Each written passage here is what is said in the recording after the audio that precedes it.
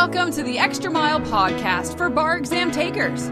There are no traffic jams along the Extra Mile when you're studying for your bar exam. And now, your host, Jackson Mummy, owner of the Celebration Bar Review. Well, hey everyone, welcome to episode 141 of the Extra Mile podcast for bar exam takers. This is your host, Jackson Mummy. Glad to have you with us today. It's a big week. Florida results came out on Monday. We're recording this lecture and episode before those results come out. So I have to tell you that I'm on pins and needles along with most of my staff. It's a big time for us, obviously. We're anxious to hear the results, excited for our students, and look forward to sharing those results with you in upcoming episodes. But by now, the results have come out, and we hope that they were good ones. Today's message is going to be talking about something that I think is really important for everyone taking the bar, and it has to do with the idea of something called self-determination theory. And I think you're going to find it really interesting. We're going to talk about how to bring ownership to your study so that it's not a chore or something that feels like a burden to you. And you may be thinking that's totally impossible when it comes to the bar exam, but I assure you that it's not. So I hope you'll stick around for that message. It's an excerpt from our discussion with our registered students that we had last week.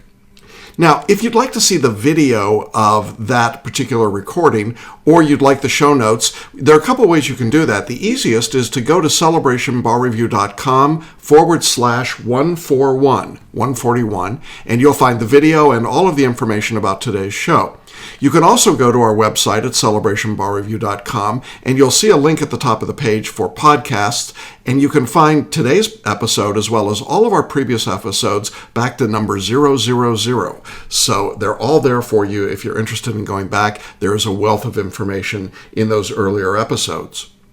I also want to take this opportunity to invite all of you who are sitting for the July 2017 exam or the February 2018 exams. If you haven't been through our special live masterclass, How to Make the Next Bar Exam Your Last Bar Exam, the 4 powerful steps to passing the bar guaranteed. We're going to be offering that this Thursday, that's April 13th, live at 3 p.m. Eastern. That would be 12 noon Pacific time. And it's a 90-minute program that will take you through step by step what you have to do to pass the bar. We would love to have you join us for that presentation. It's completely free, but you do need to register in advance, and you can do that in one of a couple of ways. You can go to celebrationbarreview.com, and on our front page, you will see the link to register right there. Or again, you can go to our show notes page, celebrationbarreview.com/141, and you'll see a link on that page, and you can register right from there. But either way, we hope that we'll see you on Thursday at 3 p.m. Eastern. Now, if Thursday or 3 o'clock Thursday doesn't work for you, we also have an on-demand version of the same material. And again, from either of those 2 locations, you can register for that and watch that material right away. I won't be there to answer questions live, but it's still, I think, a really useful opportunity and experience. And I can tell you that many of the people who've passed the bar started by watching this very same video and presentation, the live masterclass or the on-demand masterclass of how to make the next bar exam your last bar exam.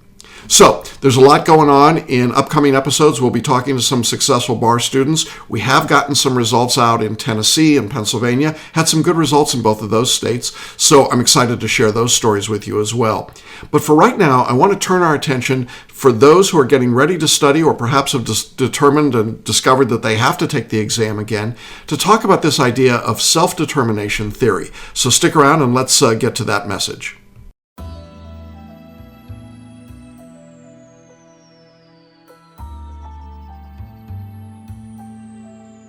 I just finished photo reading a book that I'm really excited about, and it's kind of weird. The book is called No Sweat. The author is Michelle Segar, S-E-G-A-R. She's a PhD from the University of Michigan, and it's a book about exercise, at least nominally. And many of you know that I am not a big fan of exercise. I don't really get all excited about going to the gym and sweating. I had sort of a drill instructor trainer for a number of years, tiny little person who terrorized and traumatized me, basically. And it was a bad experience. And I've often wondered why that was such a bad experience for me, even though I was spending a fortune and diligent and doing everything I was told to do. And over the years, I developed a different workout regimen, which is built around a very simple concept. Walk to get your coffee. Go 3-4 times a day, take your walk and get your coffee. And I use my wristband to measure my steps. And lo and behold, I'm getting 15,000 steps a day.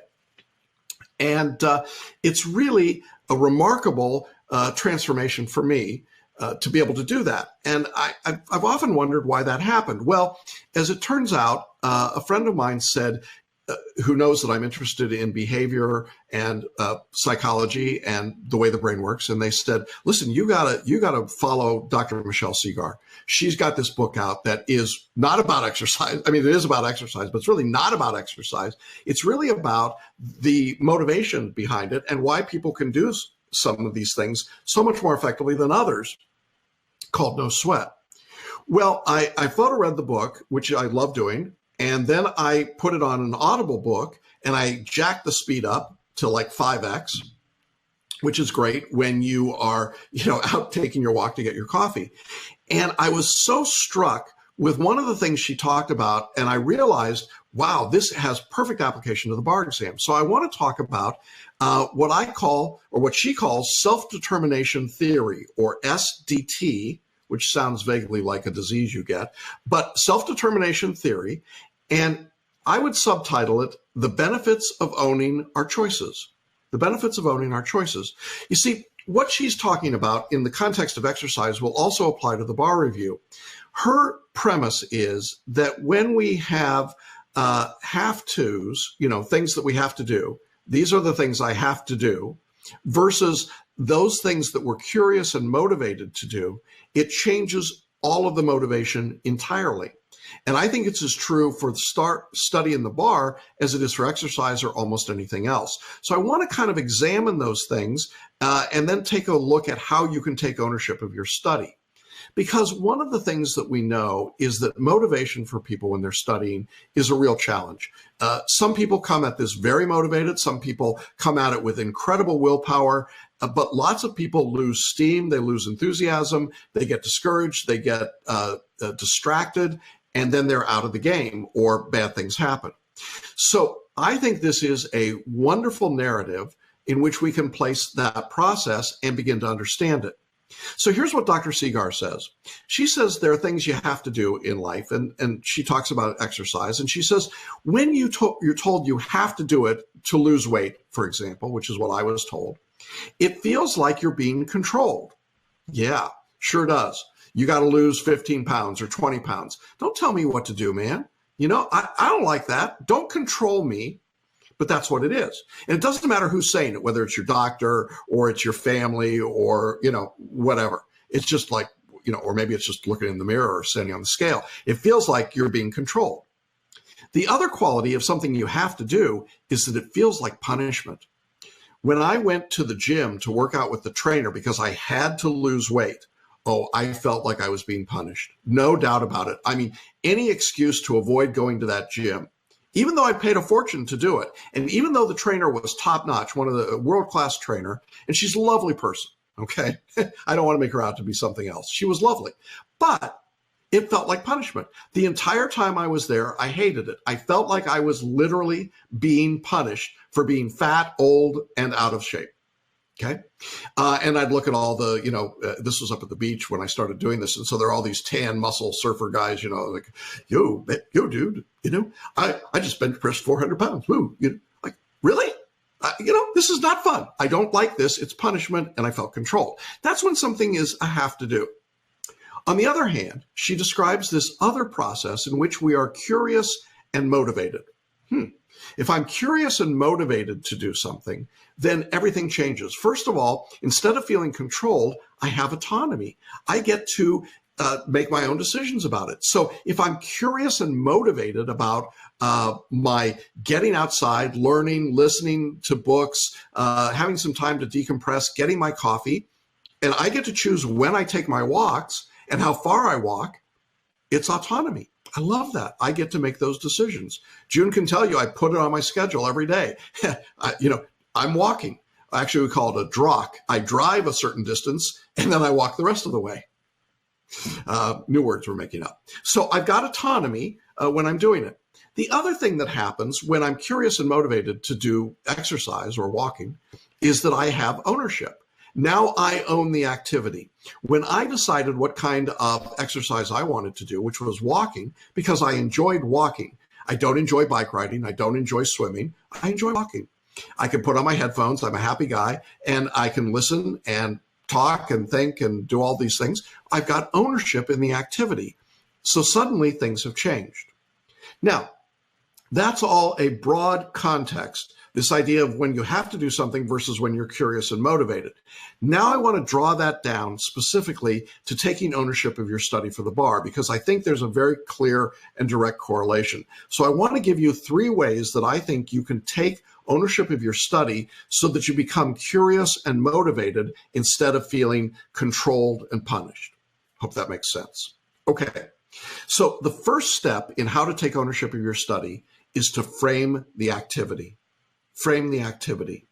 Look, if you're studying for the bar and you see it, if somebody said, what's it like to study for the bar? And you said, oh, it's a chore. It's a hassle. It's a struggle. It's, whatever bad words you want to attach to that. All of those things are framing. If you're framing your study as, oh my God, I can't do it. It's so bad. It's so miserable. I don't get time with my family. I don't get time to do anything at work. My life sucks. Okay. And you've heard people say that, and perhaps you've said it yourself. If that's your frame, then what happens is you've given up ownership. You are feeling controlled. The bar examiners are controlling you. They are punishing you. Whoever told you you have to take the bar is punishing you. Maybe it's your family or your boss or the profession. And when it is a chore to you, and chore is too mild a word in some respects, then it's bad. You're going to feel like I have to do. So what do you do instead? Well, I think the most successful students are the people who frame this activity of studying as being personally meaningful. And here's what I mean. Typically, I have people who say to me, this is so exciting to get back into the intellectual stimulation of learning new stuff. I don't care who you are and what you've been doing and how long you've been doing it. You are going to learn some new things as you go through studying for the bar. No one is expert in all 14, 15, 16, 22 topics on the bar exam. So you're going to get a chance to visit some things maybe you never got to learn. It's a great way to do that if you approach it from that standpoint, if you frame the study that way. Now, another way you might frame the study is to say, it's meaningful to me to be able to stretch myself, to challenge myself, to do something that I know is difficult, but it's something I want to do. I have people who come to me years and years later, like I had the earlier question from a student who's been out of law school 40 years. Well, why do it? They're successful in what they do right now. Well, they want to frame this in terms of something that's really meaningful to them.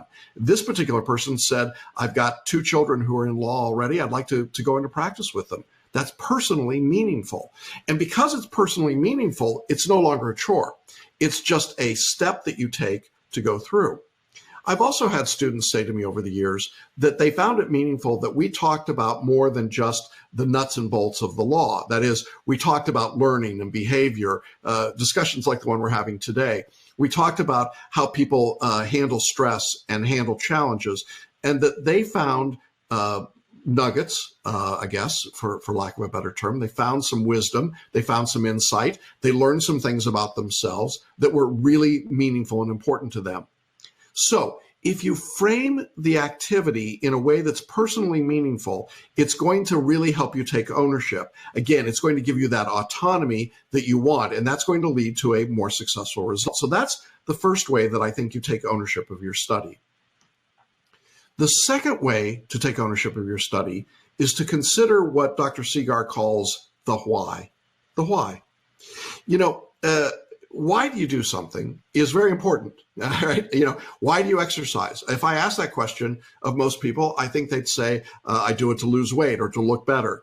Very few people, unfortunately, would say, I do it because I actually enjoy it, because it feels good to me, because it releases endorphins, or it gives me a chance to be outside, or a lot of other reasons. The why is very, very important. Well, for our purposes, when we consider the why, I would suggest that one of the things you want to do is consider and focus the end result. The why is not to pass the bar. That's just the how. I pass the bar and then something happens. So what's the end result you're looking for? I try to not get overtly political in these discussions, but honest to God, folks, you can't be blind to the fact that the rule of law is under enormous challenge right now in our country. And the need for good quality lawyers, regardless of your politics, but good quality lawyers who protect the rule of law has never been greater. And so the end result of what I do is to help put more good lawyers into the system. That's what I focus on. That's my end result. For you as a bar taker, the end result is, what are you going to do when you're a member of the bar? Some of you have not thought about that very much. Some of you are so worried about getting to the bar exam, you haven't given it a lot of thought, or if you've given a lot of thought, you're too afraid to think about it. But I think when you start really focusing on the end result, big things happen. In our webinar, we asked the question, would passing the bar change your life, and how? And when we ask that question, the responses we get are absolutely stunning. I mean, people say things about what a difference it would make in their life to be a member of the bar. And it's not just the obvious things like I'd make more money or I'd have more prestige or so on. They say things like, I'd get my life back. My kids would respect me. I'd be the first person in my family to be doing this. I'd make a difference in my community. I mean, the list just goes on and on. I'd be able to bring my spouse home to stay with the kids, and I could, and not have to work. I'd be able to move closer to my aging parents. I'd be able to live where I want. I mean, these are amazing things, right? And so when you focus on the end result, well, you're considering the why, and everything changes. If your why is big enough, then nothing matters. Nothing's going to get in your way. We did an interview last year with a man who passed the Florida bar. And just before the exam, his teenage daughter, died of cancer. It is a tragic, unbelievably sad story. But the amazing part of his story is that his why was so much bigger that he was able to overcome what I think would be the most devastating loss any parent could have. It was important for him in his world to be able to be a member of the bar, to carry on his daughter's legacy. And so he didn't let the tragedy in his life stop him. His why was big enough. By the same token, I've had people who've stopped or given up for really trivial things because their why was so small. My cat got sick. Well, I'm sorry. I really am sorry, but really, you're not going to take the bar exam because your cat got sick? What's your why? So you got to focus on the end result. Now, when you've got the right why, if you're trying to figure out, well, what does he mean? And how do I know if I've got the right why or the wrong why? Well, here's the test. The right why will be relevant and meaningful to you. It'll be relevant and meaningful. The right why will have something to do with actually being a member of the bar, using your membership in the bar for something that's important to you. It'll be meaningful to you. If you want to do a nonprofit community service as a lawyer, it's pretty meaningful and it's relevant. I've got students who are foreign trained attorneys who want to do immigration law. Do you think we need immigration lawyers in the U.S. right now? Yeah, I think so. It's relevant and it's meaningful. And when you've got that why, it literally powers you through a variety of challenges. Now, an example of the wrong why, well, if it's the wrong why, it's going to leave you feeling depleted and defeated. It's going to leave you depleted and defeated. If you've got a trivial why for doing this, I'm doing it because I have to do it. I'm doing it because these stupid bar examiners make me take this test. I'm doing it because the Bar Association is a closed trade group and they're just being unfair to me. I hear that a lot. I generally hear it from people who fail the exam. And part of the reason that it's so discouraging is that they've simply given up. They simply don't have a why that's big enough. I'm just doing it because I have to do it. Well, when things go bad, and they do often, you don't have much in the way of resources to work with. You're defeated before you begin, and you're depleted. You got nothing to sustain you through those hard times when the study gets difficult or your friends want to go out and you've got to stay and study. In those moments, if your why is small and trivial, then there's really nothing holding you back. And so I'd rather sit and play a video game or do something else or hang out with my friends or watch a football game or whatever it might be. Why should I bother with the bar exam? It's a rigged game anyway. Okay. So consider the why. And if you haven't really thought about it, sit down and write it out. I mean, just write out. Simple question, complex answer maybe. How would passing the bar change your life? Think about it. I suspect the answer is more significant and more meaningful than maybe some of you have considered up to this point. All right. So we've talked about 2 ways to take ownership of your study. Frame the activity, consider the why. Here's the third. Don't muddy the water. Don't muddy the water. Now, this is going to be counterintuitive to some of you. Some people believe that the way that they should motivate themselves is to have a lot of reasons, a lot of external reasons. Well, it's important for me to pass the bar because I want to do this and this and this and this, and I get to make more money, and I get to do this, and they just keep adding on all these external things. I get to prove that, I'm smart enough, and I get to make my parents proud of me, and I get to do this, and I get to do that. One of the challenges with that, candidly, is that when you've got too many external reasons, you end up muddying the water. There's actually some interesting psychological research, not in the area of bar studies, but in the areas of children and nutrition. And if you tell children that something is good for them, and you tell them it tastes good, they won't like it as much as if you just tell them it tastes good. Even though they know that something is good for them, they should like. The more external reasons you give, apparently, the less effective any of those become. So my suggestion is to focus on the primary meaning for you of the bar exam. Just pick the one thing that really matters to you. Maybe it's your family. Maybe it's the work you want to do. Maybe it's something in terms of your own personal pride. Maybe it's paying off your debt. I mean, whatever, it's up to you. But find the one thing and really lock in on that. Set up a vision board, get a picture or pictures of it, get the words that help you identify it, but be aware of it and don't be too broad. Don't make it too many things. When you do that, you muddy the water and you really lose ownership of your study. The net effect of this is to lose focus. If there are too many things going on in terms of your study, then what we find and what the research says is that you'll basically lose your enthusiasm.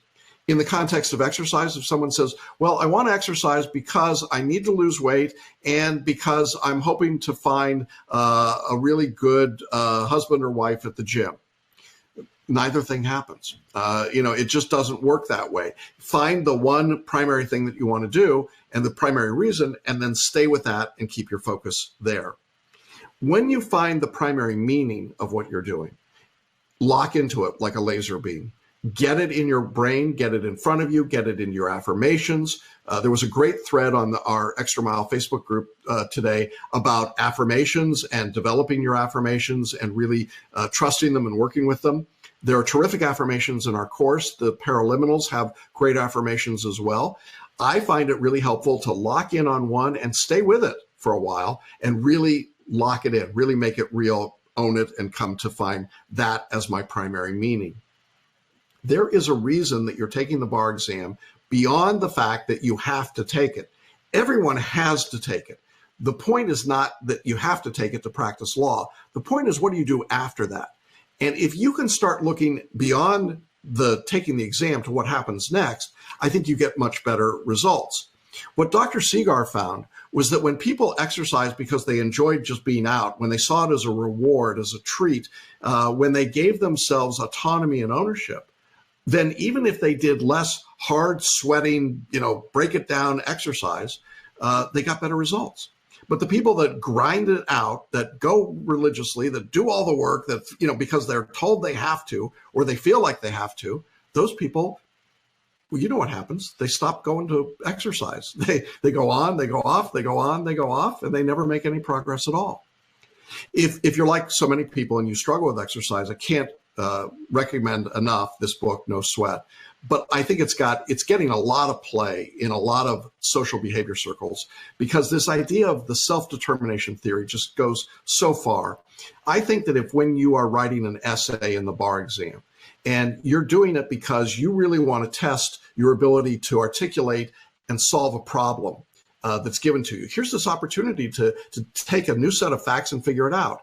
That's a very different mindset than, oh crap, I got to do another bar essay and it's another stupid hypothetical and really who cares and what difference does it make? Well, you see the difference. I mean, you can tell the difference just from the words I'm using.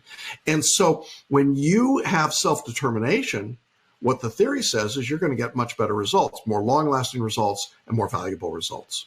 So I encourage all of you to begin to take ownership of your study.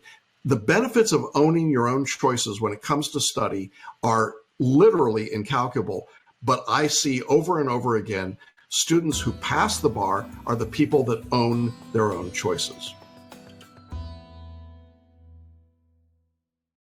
Well, that's our episode for today, and I hope you found it useful. I love talking about this intersection of behavior and activity and just how people work and how they think and how we are driven towards these results. I think that this new research in so many areas really can help inform the way that you study and lead you to better results. So I hope you enjoyed listening to this. I enjoyed sharing this message. Now, again, we'll see you on Thursday, the 13th of April, live 3 p.m. for how to make the next bar exam your last bar exam. Be sure to go to celebrationbarreview.com/141 for all the details and for the video of the message today. Feel free to share it with friends and family, and we'll see you again next week on the Extra Mile podcast. Bye for now. Thanks for listening to the Extra Mile podcast for bar exam takers at www.celebrationbarreview.com.